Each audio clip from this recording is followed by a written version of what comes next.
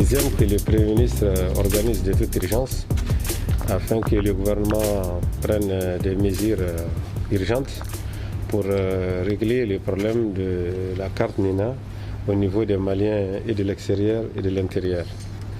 Donc, retenez tout simplement que la commission qui a réuni les ministres de l'administration territoriale, celui de la sécurité et les ministres des Maliens de l'extérieur sous l'autorité du Premier ministre, a abouti à la prise de décisions très importantes pour avancer dans la voie de la résolution des problèmes posés à nos compatriotes de l'intérieur et de l'extérieur en ce qui concerne la carte NINA.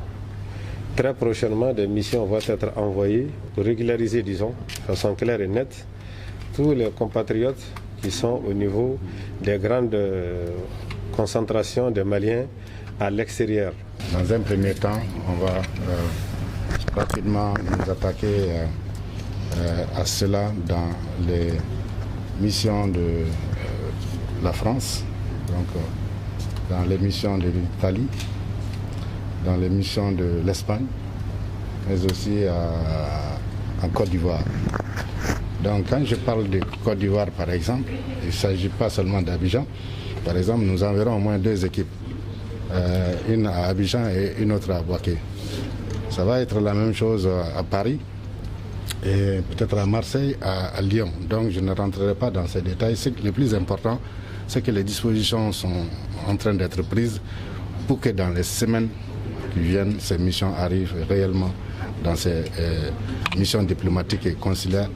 L'objectif étant de soulager les Maliens de l'extérieur dans l'obtention des fiches descriptives NINA, qui sont les supports indispensables pour toutes les pièces d'identité.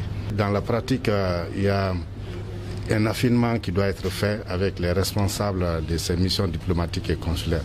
La réalité dans ces pays, c'est que c'est comme si on dit on vient recenser les Maliens à Paris. Tous les Maliens qui sont en France ne sont pas à Paris. Il faut tenir compte du fait que certains sont très éloignés et il faut tenir compte du fait que certains ont des obligations professionnelles qui les empêchent de faire les mouvements à tout instant. Donc nous prendrons le temps pour vraiment enrôler le maximum dans ces localités évoquées. Et à l'intérieur également, la même opération sera conduite pour que d'ici quelques temps, en tout cas, le souci de nos compatriotes par rapport à cette carte NINA soit définitivement derrière nous. Ça va concerner évidemment tous les Maliens de l'intérieur donc du pays. Et cela est essentiel parce qu'il y a beaucoup de Maliens qui ne sont pas enrôlés, qui ne sont pas dans la base des données RAVEC et qui n'ont pas aussi, même s'ils y sont souvent, ils n'ont pas les données biométriques capturées.